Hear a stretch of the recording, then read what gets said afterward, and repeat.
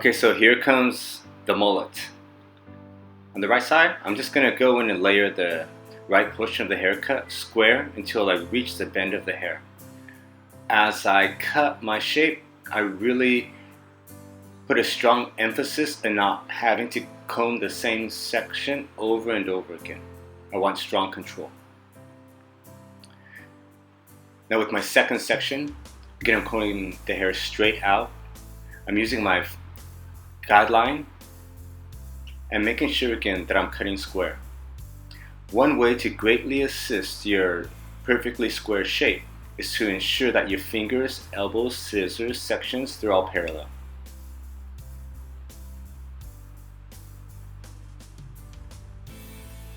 With really thick hair, you always want to aim to comb the hair super clean from the roots to the ends. You'll save a lot of time and you won't have to go back after the blow dry and clean up a lot of nasty little messes. Your stroke control is really important when cutting hair. It's what will make or break it. So here as I'm nearing the ear, I'm using consistent tension, moisture, and again my parallels are in check. And when I say my parallels are in check, it's like a shortcut for saying that my finger, scissors section, they're all parallel. Now as I start to reach the round of the head, here I'll over direct the hair slightly forward onto my fourth section. So here I'm starting to build a bit more weight.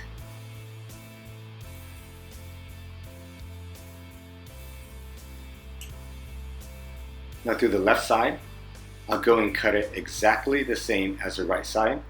Remember, after you cut your guideline, to go and check your balance. Cutting symmetrical is super challenging. And if you really think you're cutting even, go and check your balance and you'll find out how challenging it is to actually cut symmetrical. After cutting sections, I like to go and comb the hair to natural fall and just visually assess the shape that I'm creating. And if you pick up this amazing habit, you'll find that you can visually aesthetic cross-check your shape. What I mean by that, with time, once you've combed the hair to natural fall, you will start to develop your eye to understand how the hairs will fall when it's perfectly cut. So when it's not perfectly cut, it falls a bit off and your eye is able to detect it, so you just have to go back, pull that section out and just refine it a bit. So there's a lot of ways to cross-check a haircut. You can cross-check it technically, visually. And again, through the left side, I'm just cutting in a square panel. Make sure again you comb the hair super straight and clean from the roots to the ends. And I have to make sure that the hair that I comb is always parallel to the teeth of my cutting comb. Again, still cutting square. If the ear starts to annoy you, you can kind of separate that section and tuck your finger under the ear.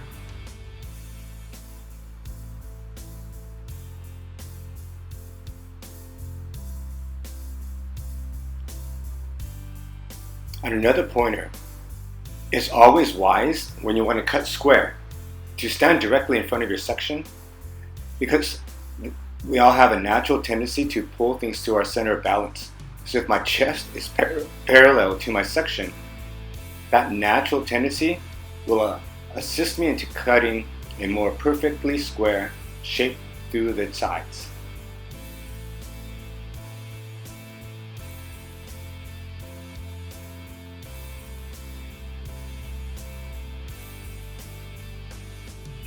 Okay, at this section where the head starts to bend, I'll over direct the hair slightly back onto my original section, like the section I just cut.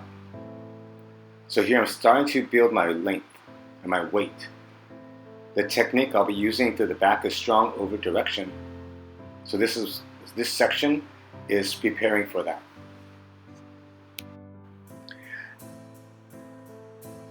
Okay, so notice here again, I over direct the hair to that section right at the ear.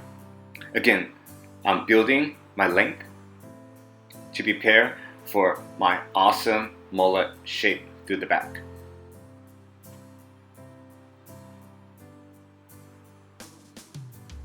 Now notice here how my sections go from the crown area all the way into the nape. Make sure that you comb the hair out super clean and square. When I say square, I mean the hair that you comb is parallel to the teeth of your comb. So again here, I'm starting to build up my length. And one way I really consider the best solution to cutting in this type of shape through the back is to, one, stand between the ear and the shoulder. So again, your natural tendency to over direct your sections to your center of balance will greatly assist you.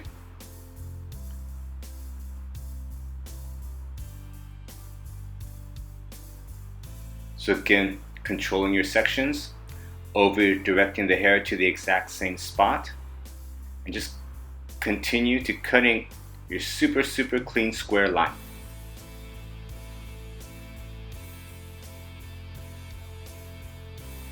If you're not that comfortable or familiar with this type of technique, some great advice: when you're cutting the left side, right before you prepare to comb out your section to cut, stop, look at the ear, look at the shoulder, look at your chest.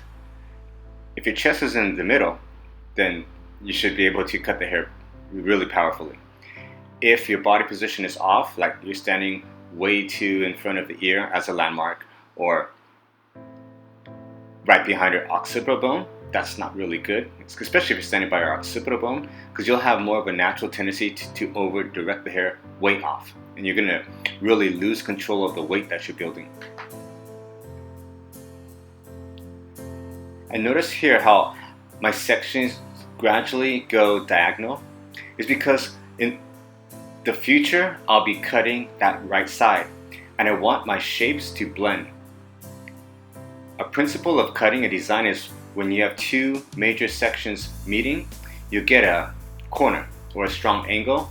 This sometimes is good, sometimes it's bad, but this time with our mullet haircut, it actually supports the shape through the back. So just imagine if you're an architect, and when your two major sections connect, that gives you structure, much more integrity. It strengthens your shape through the back. Now again, through the right side, I'm standing between the ear and the shoulder. I'm over directing every single section to the exact same point. If you have a tendency to kind of jump around a lot, maybe you can pick up some hair and place it right at the ground between the ear and the shoulder, and just line up that hair and your chest, because you might forget to use your chest as a landmark, so you can look down on the floor and see, oh, well, that's the hair, and is my section parallel to that clump of hair? And if it is, then you'll start to pick up this habit a lot faster. So notice how my length is gradually increasing, and my sections here start to become a bit diagonal. I'm over directing here strongly, just checking in my shape, just blending the two sides now.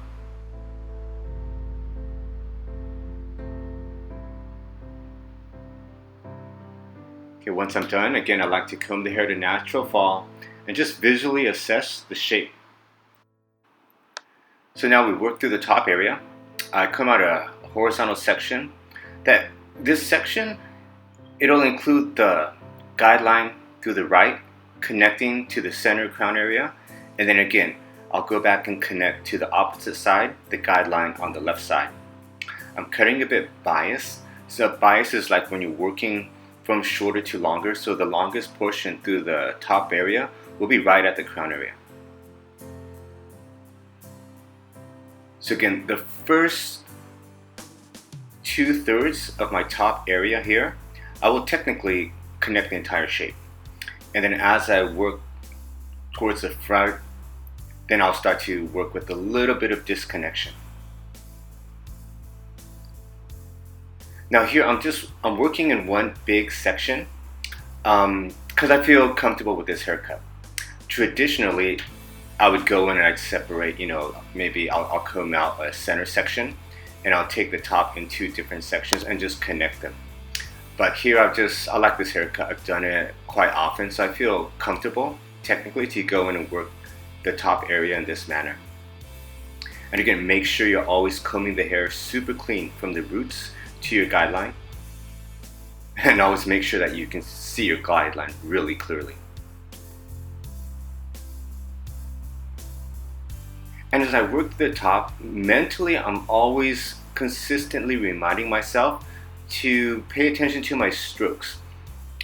Like as I work a big section to the top, my aim here would be to use, say, maybe 3-4 strokes. What I mean by that is combing up the section and cutting it. So here's I stepped over 1 stroke, so I'm like 2 strokes in there. Again, I'm cutting bias. I'm combing the hair straight out.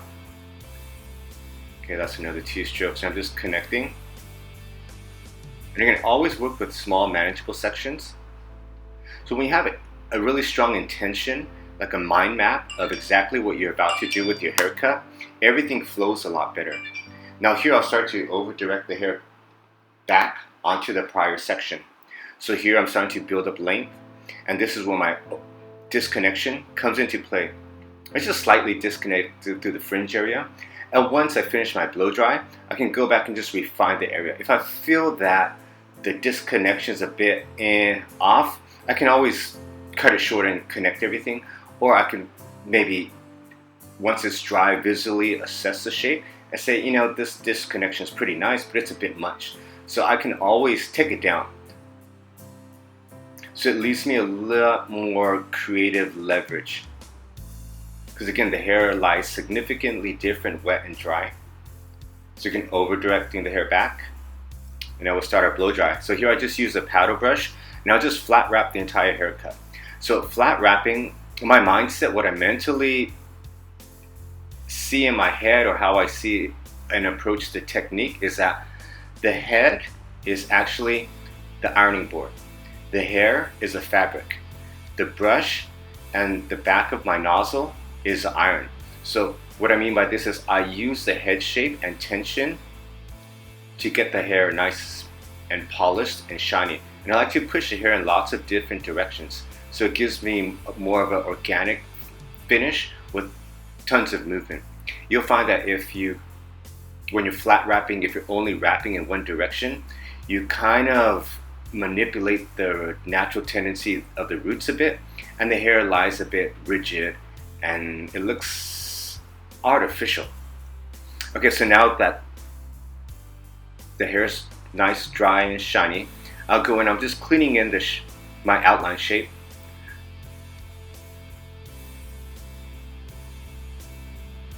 Just chipping off little monkey hairs there. And when you're working with lines, just know that you'll always have to go back and polish and refine and polish and refine. A good rule of thumb, when you're working in outlines and you think, okay, it's good, then you should stop. Take a deep breath or 2, and then go back and then give that area just a little bit more time.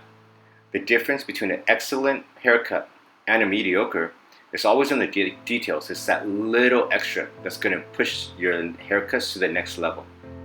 And it's always a really good habit to start instilling now. Because as we know, we can always go back and cut better. So I'm just cleaning up the hair around the ears, connecting through the nape, and I'll just scissor over comb the sides, just working in, if I see an area that's a bit fuzzy or not so polished, then I'll go back and then just refine it a little bit. And again, I'll mimic the same technique on the opposite side. And now from here, you can see through the parietal area where the disconnection kicks in. So again, I'll work in that disconnection at a later time. So here I go and I'm cutting in a slightly asymmetric fringe. So this mullet, a lot of times when I would hear the word mullet, I would always think of some like really bad haircut from like the 70s.